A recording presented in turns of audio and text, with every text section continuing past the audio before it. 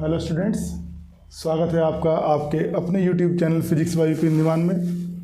बेटा, हमने बोर्ड के एग्ज़ाम से संबंधित नई सीरीज जो शुरू की हुई है उसका चौथा वीडियो हम लेके आए हैं। और बार बार बच्चे एक ही बात पूछ रहे हैं फ़ोन करके कि सर न्यूमेरिकल एनसीईआरटी के कहाँ मिलेंगे। तो भाई ये तो बहुत ही स्टूपिड सा सवाल हो गया कि एनसीईआरटी के न्यूमेरिकल कहाँ मिलेंगे। अरे भाई, एनसीईआरटी में मिलेंगे या फिर जो आपके पास हेल्प बुक होगी।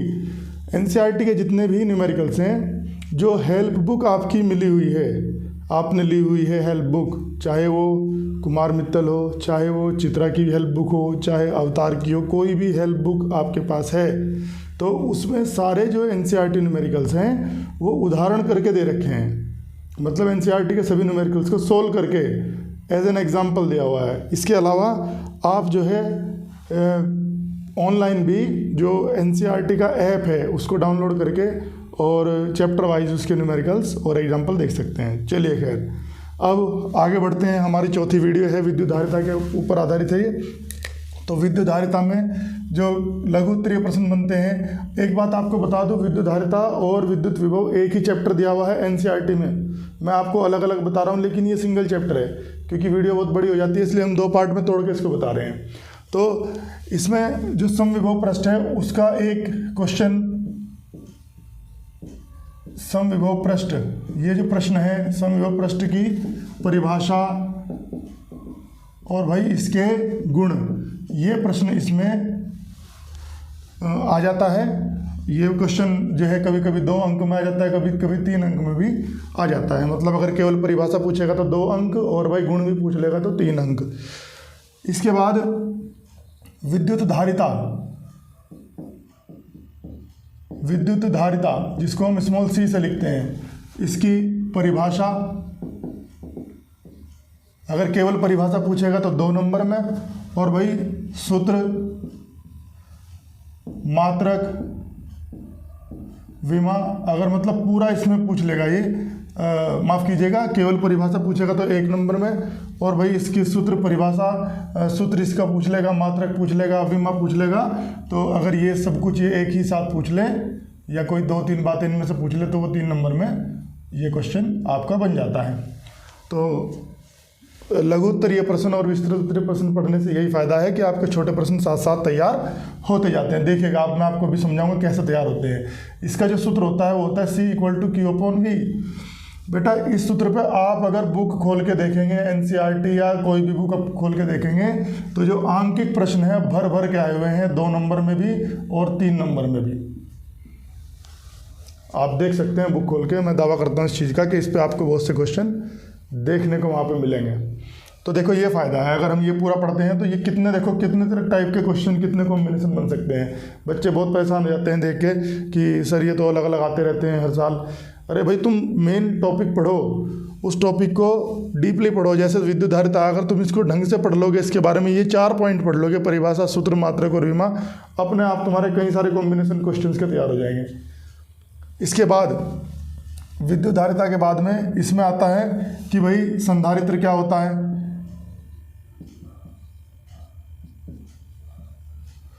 संधारित्र की जो धारिता है, अब इसमें आप देखिए जो संधारित्र है हमारा, संधारित्र हमारे 2 तरह के संधारित्र हमारे कोर्स में है। एक है समांतर प्लेट संधारित्र और एक है हमारा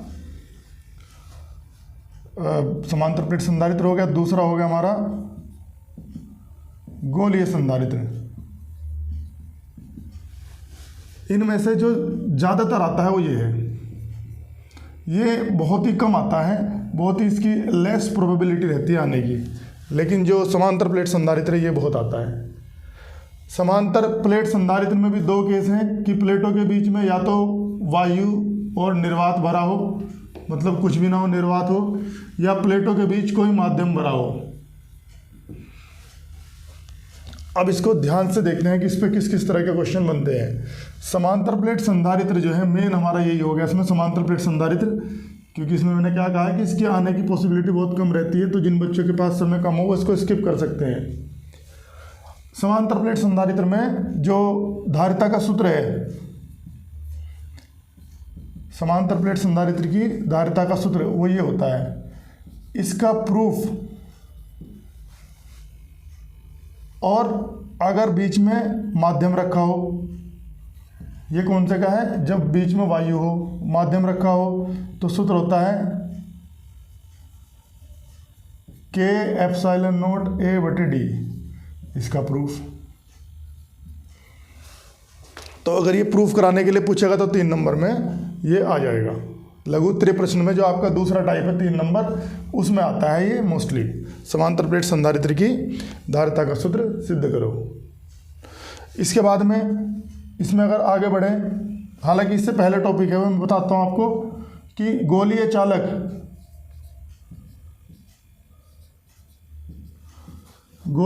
की धारिता। तो सूत्र यही लगता है गोलीय चालक की धारिता में। गोलीय चालक और गोलीय संधारित्र में बच्चे बहुत कन्फ्यूज होते हैं, इसमें और इसमें सोचते हैं कि एक ही है, एक नहीं है। गोलीय चालक में अकेला चालक होता है, एक ही अकेला गोला है जिसकी त्रिज्या है r। गोलीय संधारित्र में 2 गोले होते हैं जिनका एक ही केंद्र है और त्रिज्या अलग अलग है, एक की त्रिज्या a है, एक की त्रिज्या b है। मतलब इसमें 2 गोले हैं, इसमें सिंगल गोला है, तो ये ध्यान रखेंगे। गोलीय संधारित्र, देखो जब भी ये शब्द आता है संधारित्र, संधारित्र में 2 चालकों का समूह होता है। जैसे समांतर प्लेट संधारित्र है तो उसमें भाई समांतर प्लेट संधारित्र में 2 समांतर प्लेटें होंगी। समांतर प्लेटें मतलब जैसे हमारे पास, जैसे ये इससे बताते हैं हम, जैसे ये बुक है, जैसे ये बुक है हमारी, तो इस बुक में एक जो है, इस बुक में एक ये इधर का जो कवर है इसको एक प्लेट मान लिया, और भाई जो इधर का कवर है इसको एक प्लेट मान लिया। तो ये प्लेट इस प्लेट के समांतर है, तो समांतर प्लेट संधारित्र हो गया। और इनके बीच में अगर ये पेज भरे, जैसे पेज इसके बीच में जैसे पेज हैं, तो ये हो गया माध्यम। और अगर मान लो ये खाली हो, भाई अगर हम किसी तरीके से सारे पेज निकाल दें, खाली कवर बच जाए, तो बीच में क्या बच जाएगी, एयर, तो वो हो गया वायु संधारित्र। तो वायु संधारित्र और माध्यम में जो संधारित्र है, समांतर प्लेट संधारित्र के 2 केस हो गए, जिसमें 2 प्लेट एक दूसरे के समांतर रखी है। गोलीय संधारित्र ऐसे हो गया जैसे फुटबॉल होती है, फुटबॉल में फुटबॉल होती है, अंदर उसके एक ब्लेडर होता है ना, ब्लेडर जो एक उसके अंदर जैसे ट्यूब होती है साइकिल के अंदर, ऐसे एक ब्लेडर होता है हवा भरने के लिए। तो बेटा ये और ये अलग है, ये गोलीय संधारित्र है। गोलीय संधारित्र क्या है, ये एक ही गोला है, इसमें 2 गोले नहीं है। तो गोलीय चालक अलग होता है, गोलीय संधारित्र अलग होता है।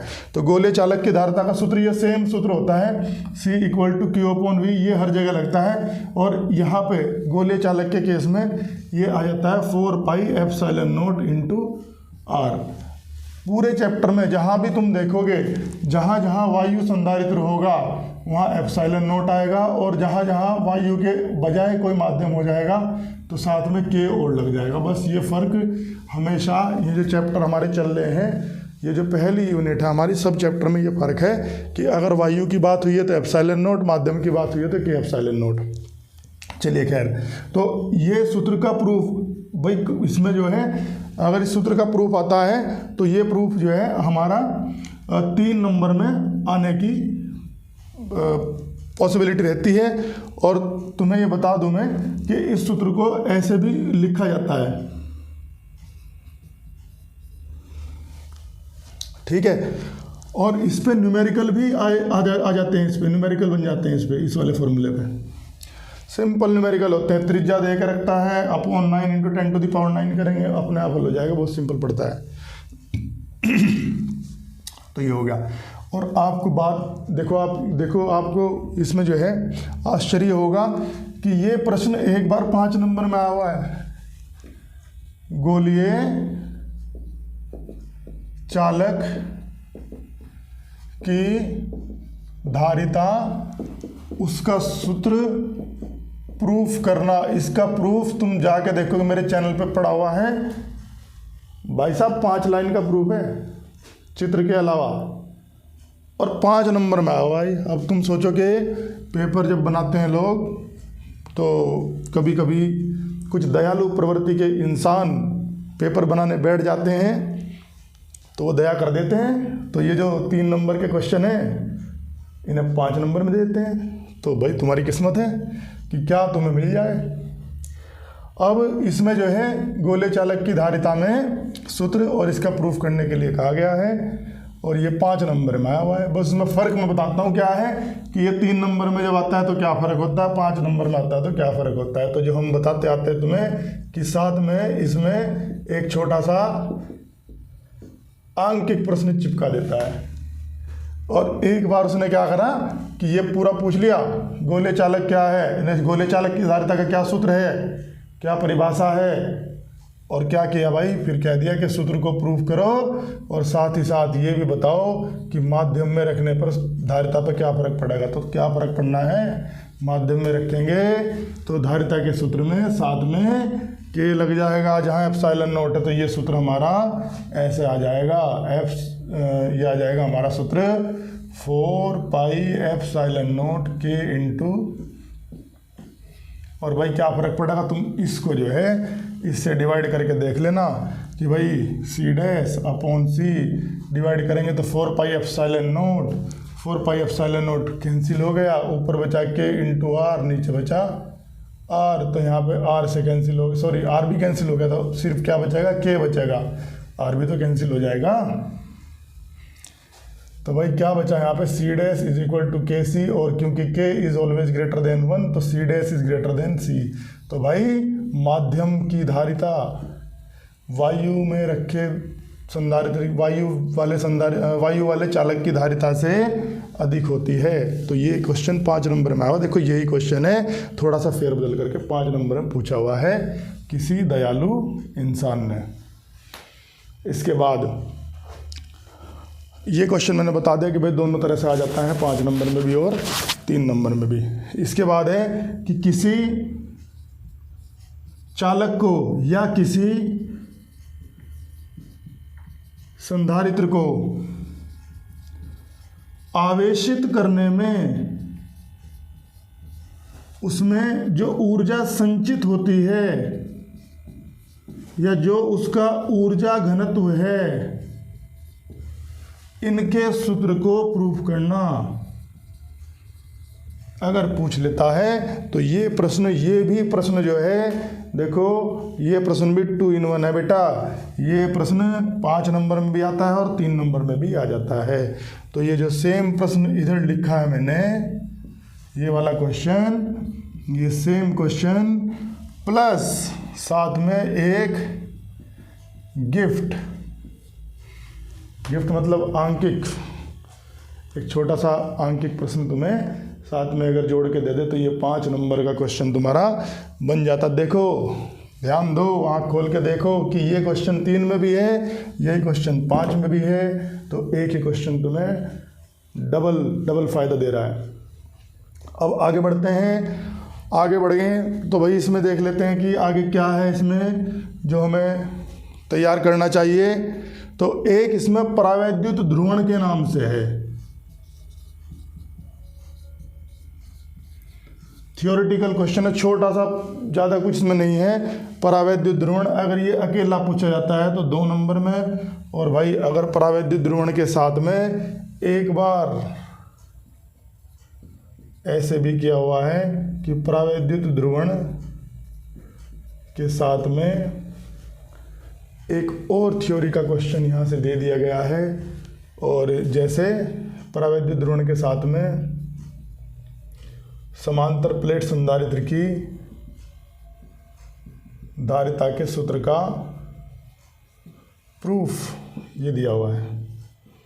तो आप देखो, मतलब अगर आप तैयार करोगे क्वेश्चन तो ऐसा नहीं है कि आपने लघुत्तरीय पर तैयार करे तो लघुत्तरीय मिलेगा, जरूरी नहीं है। कोई से 2 लघुत्तरीय मिलके एक विस्तृत उत्तरीय प्रश्न को जो है फुलफिल करते हैं। ऐसा भी हो सकता है कि लघुत्तरीय प्रश्न है, 2 दे दिए और मिलाकर बना दिया एक क्वेश्चन विस्तृत उत्तरीय का 2 पार्ट में, एक 2 अंक का, एक 3 का, या एक 1 का और एक 4 का।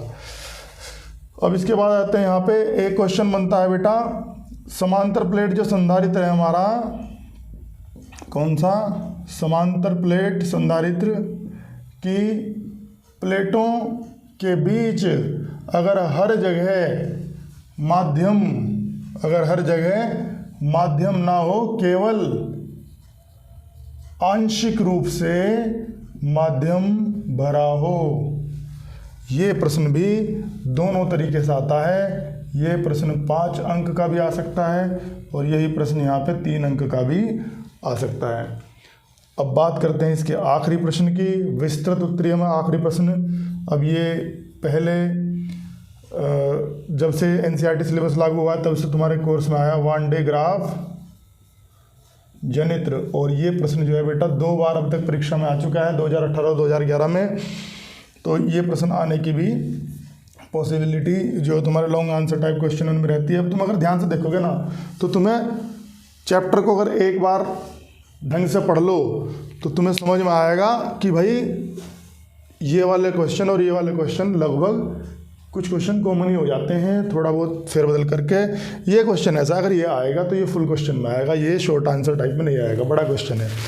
और बात करते हैं इसके न्यूमेरिकल्स की, तो इसमें जो आंकिक प्रश्न है वो संधारित्रों का समायोजन होता है एक।